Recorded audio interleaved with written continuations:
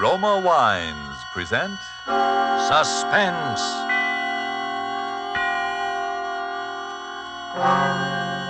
Roma Wines, made in California for enjoyment throughout the world. Salud. Your health, senor. Roma Wines toast the world. The wine for your table is Roma Wine, made in California for enjoyment throughout the world. This is the Man in Black, here for the Roma Wine Company of Fresno, California, to introduce this weekly half hour of Suspense. Tonight from Hollywood, Roma Wines bring you Mr. Laird Krieger in a suspense play dealing with a maniacal hatred and with the mental drug of hypnotics. And so with narrative about Clarence, and with the performance of Laird Krieger, supported by Hans Conried as Bill, from whom we hear the narrative, we again hope to keep you in suspense.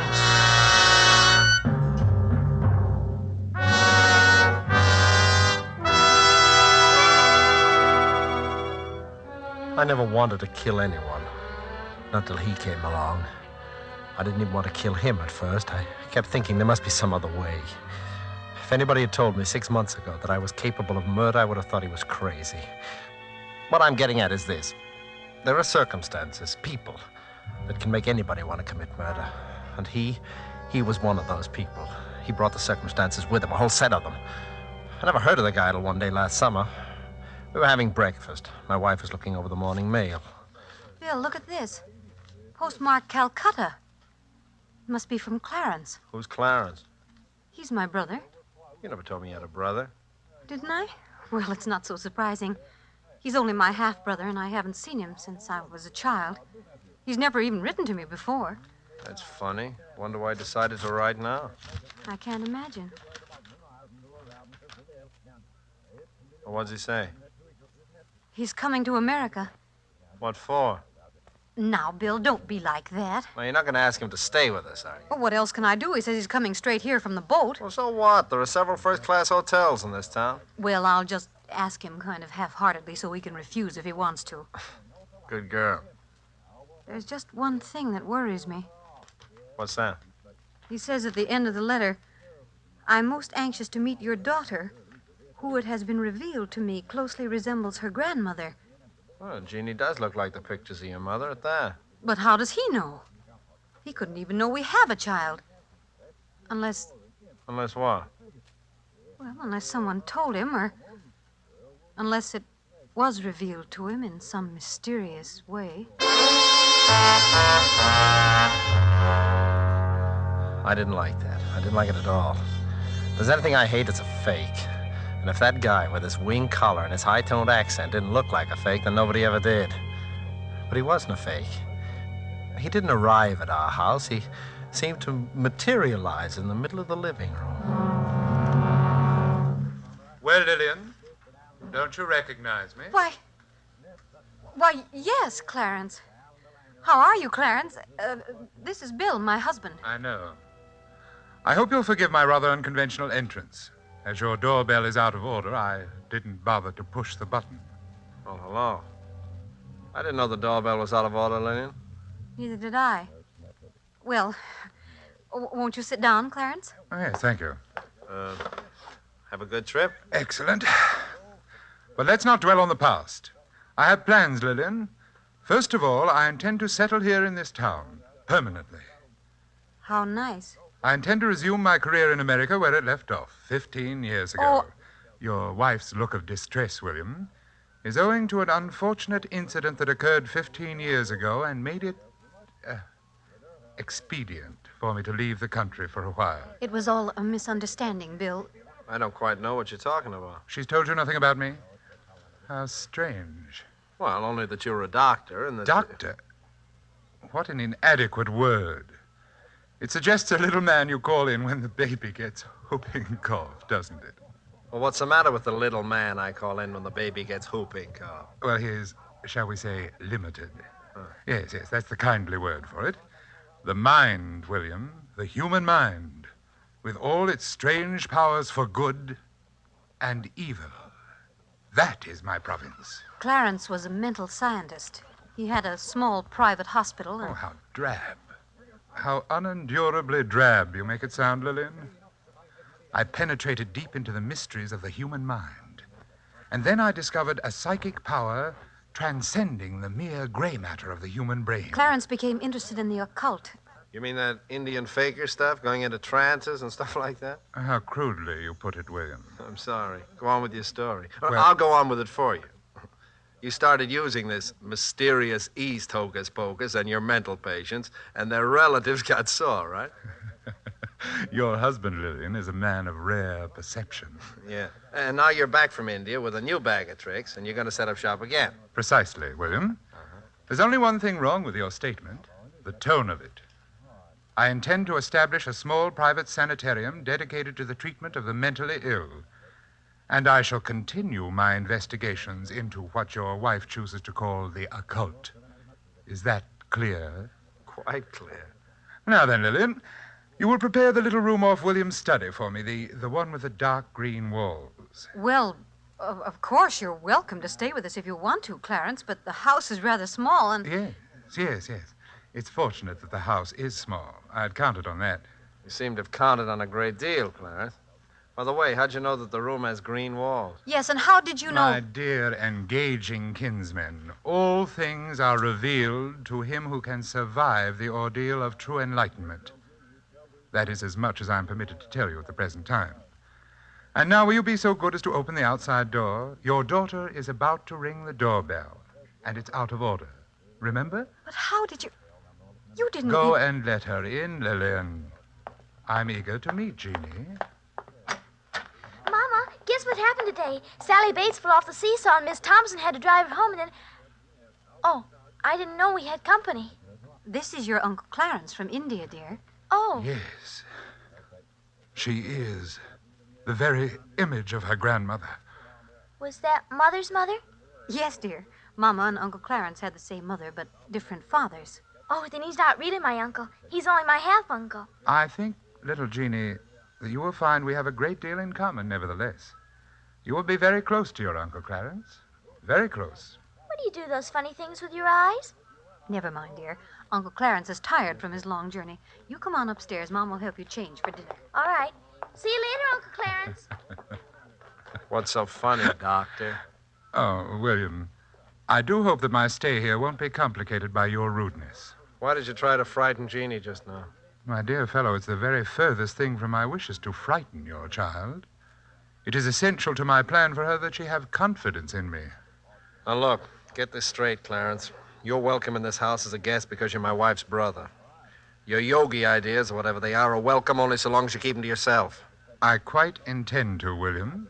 That, too, is part of my plan. What is this plan you keep talking about? For the time being, William, I will take your advice and keep that to myself.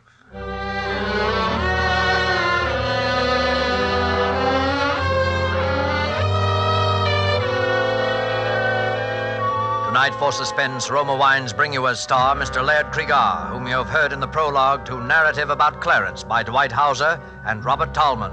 Tonight's adventure in Suspense.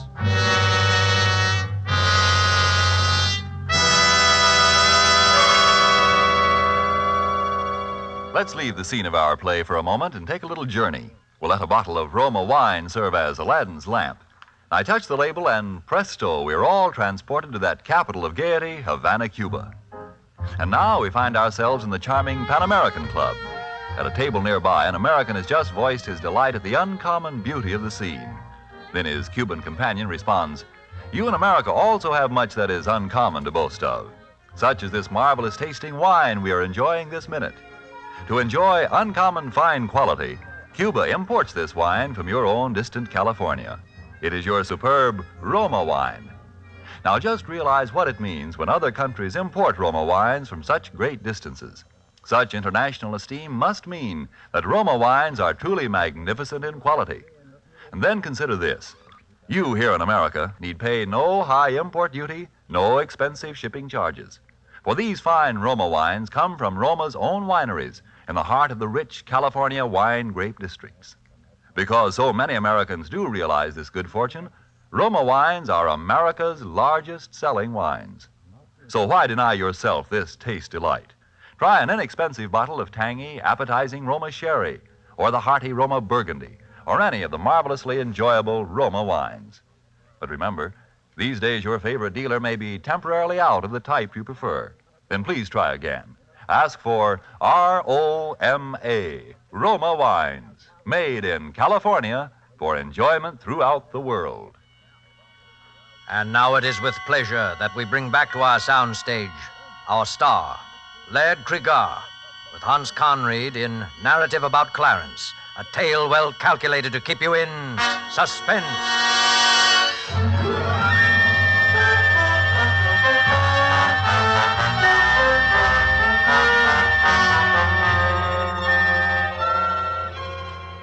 Well, you see now how I was beginning to feel about my dear half-brother-in-law, Clarence. At first, it was nothing but just pure hatred. I didn't have any cause yet for fear. And then came that day with little Jeannie. Doesn't take much imagination to know what happened before I got home. Mama, I'm all ready for school. Mama. Hello, Jeannie. Oh, hello, Uncle Clarence. Did you see Mama? Your mother's gone out for a while, but... Well, there's some good in everything, isn't there, Jeannie? This gives us a chance to get acquainted. Well, I'll be late for school. Oh, bother the school. I'll bet Sally Bates wouldn't worry about school if she had an uncle visiting her who'd come all the way from India. India.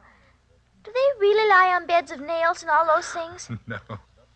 Those are just the fakirs. They do those stunts for money, like your circus performers over here. I never saw anything like that at a circus. Did you ever see anything like this, Jeannie? Just a ring, isn't it? Like a cat's eye. Oh, it makes me dizzy to look at it. If you look at it long enough, you'll see all the mysterious secrets of the East. I'm afraid to look again, Uncle Clarence. That light in it, like a cat's eye, scares me. Oh, come now. A big girl like you afraid in the broad daylight. Why do you do those funny things with your eyes? Perhaps because my eyes see so many wonderful things. Just as yours will if you will only look at the ring. Is it magic? Perhaps. Look and see if it isn't. Look right in the center of the cat's eye. That's it. It makes me feel sleepy. That's the way it works. First you feel terribly, terribly sleepy. And then you see the most wonderful things. First, you feel sleepy. And then...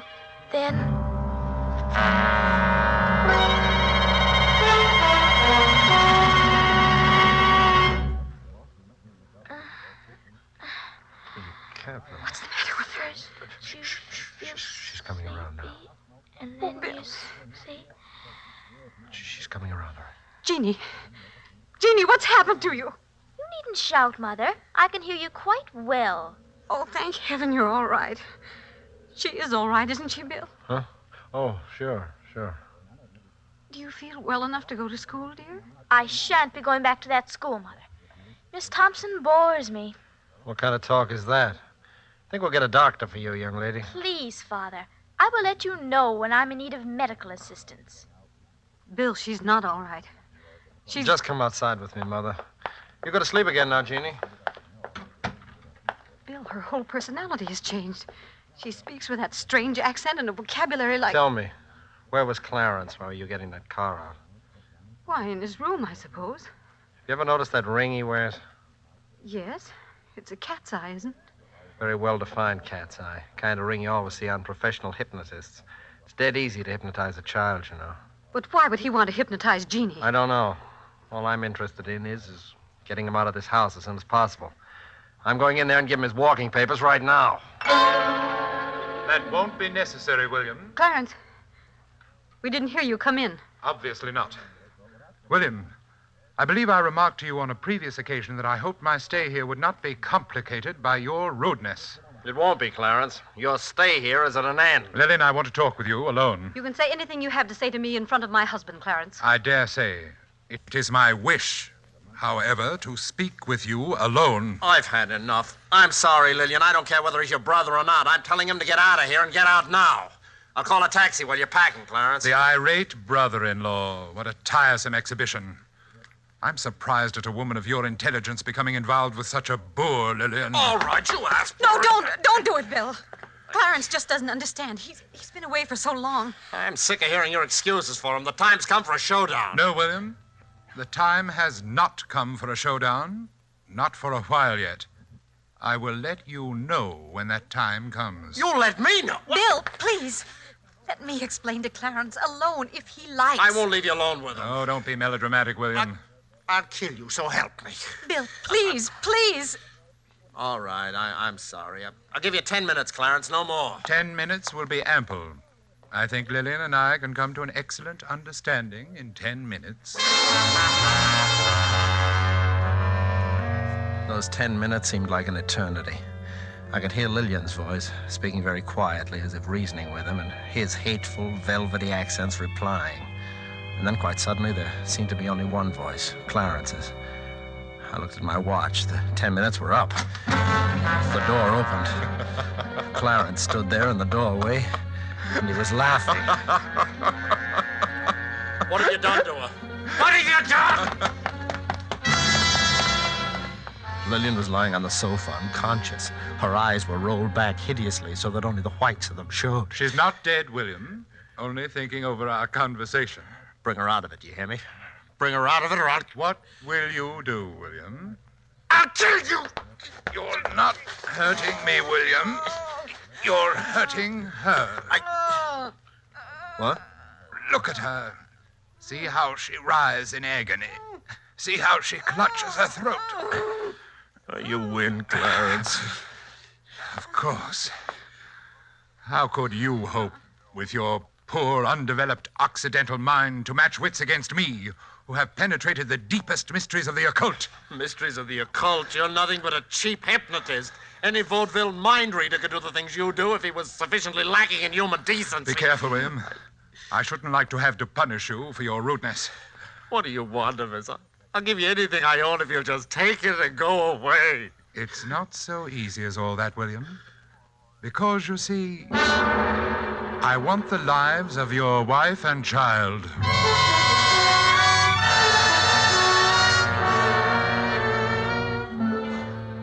I knew then that he was insane. And that realization filled me with hope. It'd be quite simple to call in an alienist and have him committed to an asylum. When Lillian regained consciousness, she insisted on his staying, as I expected. I humored her along, knowing she was acting on his hypnotic suggestions. I was reasonably certain he would do nothing violent that night. His was the slow, sadistic way of murder. When daylight came, I stole quietly out of the house. I dared not risk calling the asylum on our telephone for fear of being overheard. My wife and daughter were still peacefully sleeping when I returned. And now I slept too.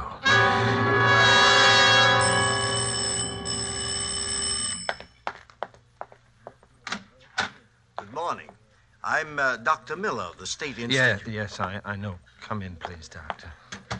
Are you the person who put in the call about... Yes, it would be better not to speak too loudly, Dr. Miller. We might be overheard, and that might cause difficulties. Oh, yes, I see. Well, tell me about the patient. I told him the whole story, word for word, as it had happened. I should have known better. When I'd finished, there was disbelief written all over his face. Mr. Gilchrist, I don't for a moment doubt that you have an unwelcome relative on your hands who is probably emotionally highly unstable as well. But isn't it possible that you're exaggerating certain aspects of the matter? I mean, Dr. Miller, I ask you to examine the man and draw your own conclusions as to his sanity. I'll be glad to. Where is he now? I think William has probably been talking to you about me, Doctor. Oh, sit down, won't you? Thank you. Really, I must apologize for your being inconvenienced this way, Doctor. I try to keep an eye on William, but one must sleep, you know, and, well, occasionally he eludes me and gets out of the house. I suppose he's told you that I'm a hypnotist and that I wish to murder his wife and child. Why do you think he told me that? Well, it's always the same story. Well, why should I believe your story rather than Mr. Gilchrist's? Oh, mine is a little easier to believe, I should think. But if you wish further proof... Oh, Lillian! Yes, Clarence? Come down here, will you? William's got out again and told that story. I'll be right down. And bring Jeannie with you. You dare bring my daughter into this? His daughter doesn't know. You'll be tactful, won't you, Doctor? Yes, of course. Bill, what is the meaning of this? Lillian. Haven't we warned you time and again what might happen if you go out like that? Lillian, you don't know what you're saying. This man is your husband, madam? Yes. He's been under the care of a psychiatrist for several years now. What? He seemed to be getting better. I'm sure he's getting better. The doctor said we must expect little lapses. Oh, she doesn't know what she's saying, Doctor. She's acting under his hypnotic suggestion. And this young lady? He hypnotized her, too. Is that true? I don't know what that means, hypnotize. Daddy's always saying it, but he never says what it means. Well, this seems to clear up the situation pretty thoroughly. If you have any further trouble, Mr. Gilchrist, let me know. You think I'm crazy? No, I don't. I'm sure that your wife is quite right, Mr. Gilchrist. You're getting better every day.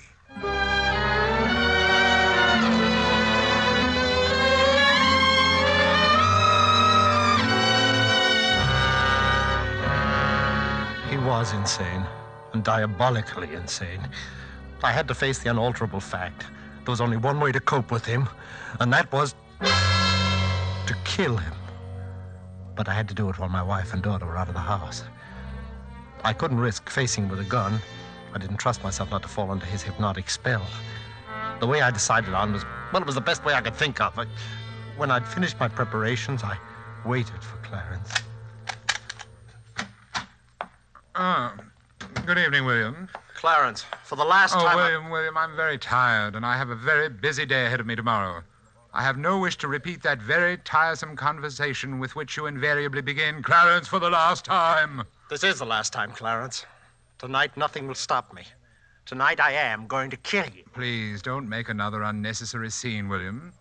You know that trying to hurt me only hurts your wife. Oh, she's no longer hypnotized, Clarence. You stayed away too long. She and Jeannie are safely out of your reach now. What makes you so sure of that? Are you sure of anything anymore? Dr. Miller thought you were insane. Are you quite sure you're not?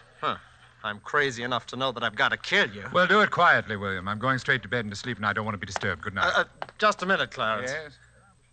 Maybe you'll win again, I don't know, but just in case you don't, Yes? tell me, why do you say you want to kill my wife and child? Because my mother meant more to me than anything in the world. She died in giving birth to this silly, shallow person you call your wife. I have hated her since the day she was born. And I hate the child because, having no right to life, she commits the sacrilege of inheriting my mother's beauty. They must both be destroyed, the murderer and the imposter. You are mad. Madder than I ever dreamed you were. Am I? Did I really say what you think you just heard me say? Or is it only part of your insanity? Think it over, William. Good night.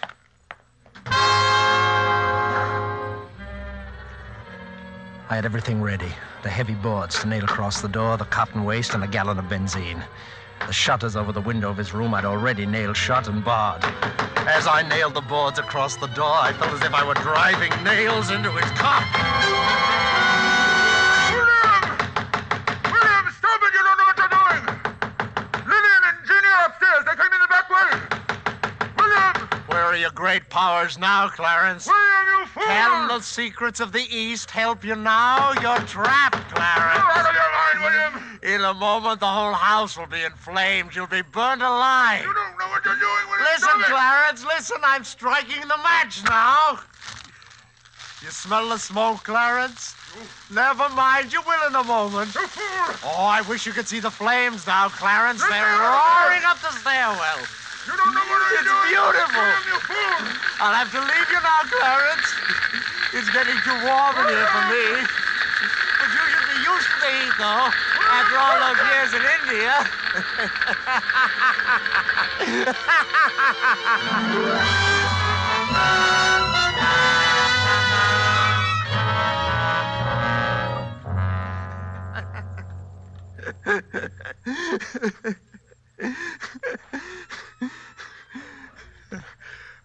And I laughed. I laughed. I guess the relief from all that tension. Well, that's the story, Doctor. Then I must have fainted or something from the smoke. I don't remember anything after that till I woke up in this place. And what about your wife and daughter? Oh, that's just it.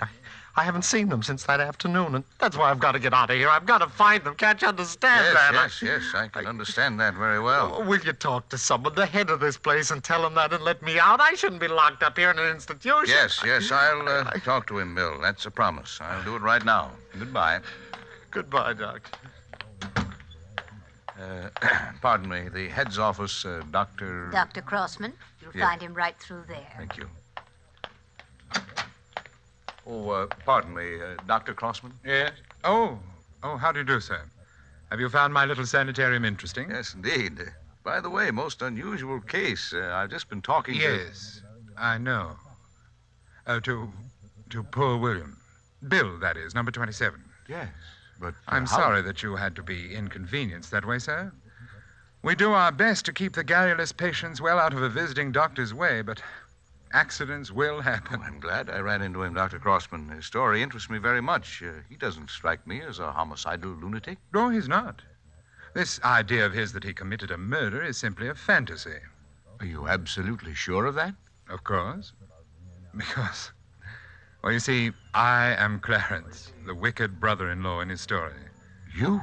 He began to develop these extraordinary symptoms during my stay at his home when I first returned from India. Parts of his story, you see, are quite accurate. I see. It's a pity, of course. He was doing quite nicely under treatment until his wife and child were burned to death so tragically in the fire that destroyed their home. I'm afraid that event, on top of his previous delusions, unhinged him for good. And where were you during the fire, Dr. Crossman? Oh, I dined out that evening. When I returned, it was all over. Well, I certainly shall write this case up as one of the most interesting I've ever run across. Oh, must you, Doctor? I mean, poor chap, I feel he's entitled at least to some privacy. Have you any personal reasons for wanting to keep this case quiet, sir? Yes, I have. Do you see this scar on my face? That's a burn, wasn't it? A very nasty burn, too. Precisely, Doctor. And a very nasty coincidence.